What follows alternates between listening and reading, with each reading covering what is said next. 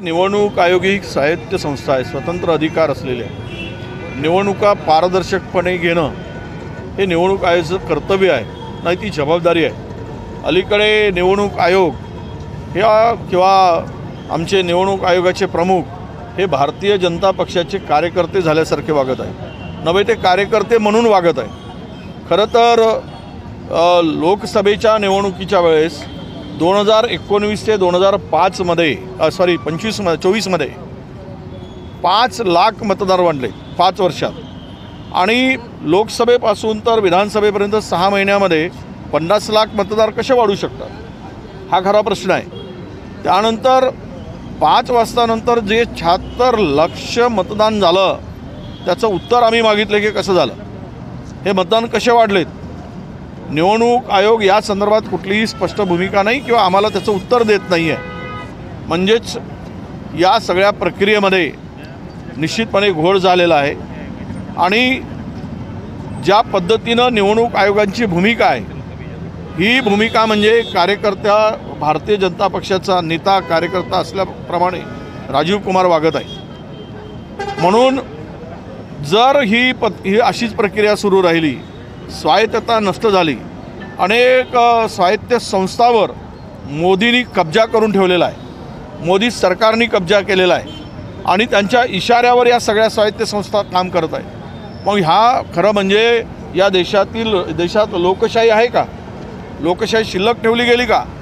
लोकशाहीचा गळा घोटण्याचं काम सुरू आहे। हा देश संविधानावर चालायला पाहिजेत, पण हा देश मनुवाद्यांच्या इशाऱ्यावर चालतो आहे। हा देश खरं तर भारतीय जनता पक्षाच्या इशाऱ्यावर चालतो आहे, त्यांच्या अजेंड्यावर चालवलं जात आहे।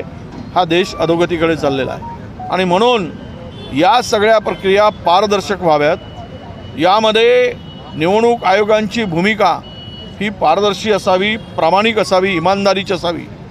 या निवडणूक आयोगासारखी बेमानीची नसावी, याचा निषेध करून भविष्यात जर लोकशाही वाचवायची असेल आणि या देशामध्ये ती जिवंत ठेवायची असेल तर आपल्याला या निवडणुका स्वच्छ आणि पारदर्शक होण्यासाठी आम्ही हे आंदोलन करतो आहोत। तशी मागणी जिल्हाधिकाऱ्यांच्या मार्फत आम्ही करतो आहोत।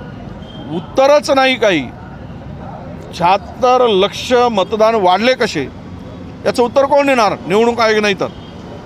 आणि 5 वर्षामध्ये 5 लाख मतदान वाढतात, आणि लोकसभापासून तर विधानसभेच्या निवडणुकामध्ये 25मध्ये 6 महिन्यामध्ये 50 लाख मतदान वाढतात कसे?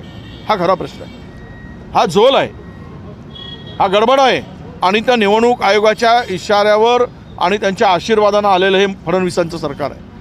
म्हणून जनतेमध्ये अजिबात उत्साह दिसत नाही, आनंद दिसत नाही, आणि यांनी फसवेगिरी केली, बेईमानी केली, आणि सत्ता मिळवली, हे यातून स्पष्ट झालं आहे। त्याचा निषेध करण्यासाठी आज हे आंदोलन जिल्हा स्तरावर आम्ही करतो। भारतीय जनता पक्षाचा किरीट हा कुठला चांदणी आहे, तारा आहे, हे काही कळायला मार्ग नाही।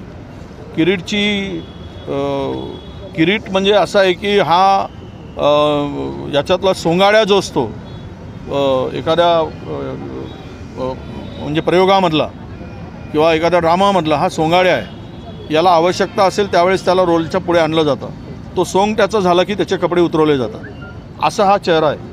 पण ह्याला फार काही आम्ही महत्त्व देण्याची गरज नाही। यांनी आरोप केलेले सगळी मंडळी, जेवढ्यावर यांनी आरोप केले, ईडीकडे तक्रार केली, ते सर्व मंडळी आता या मंत्रिमंडळामध्ये मंत्री आहेत, सरकारमध्ये सहभागी आहेत। म्हणजेच यांनी आरोप करायसाठी सोडायचं आणि त्यांना भारतीय जनता पक्षाने उचलून घ्यायचं। अशा प्रकारच्या बेईमानी करणाऱ्या लोकांबरोबर आणि त्यांच्या मुखातून काही निघत असेल आग, तर त्याला फार महत्त्व देण्याची गरज नाही, त्याला फवारा मारण्याची गरज आहे आग विझवण्यासाठी। कुठली शहरानं विचारलं पाहिजे, ते आपल्या हातात नाही तो प्रश्न, कारण तो प्रश्न हायकमांडचा आहे, कधी द्यायचा, कोणाला करायचं, कधी करायचं, त्यामुळे त्याचं उत्तर माझ्याकडे नाही। हायकमांड जो निर्णय घेईल तो लढ म्हणाल की आम्ही लढायला तयार आहोत।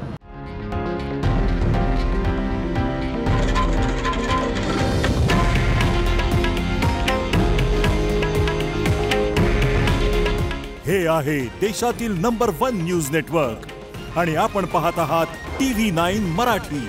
काळजी तुमची, हित महाराष्ट्राचं।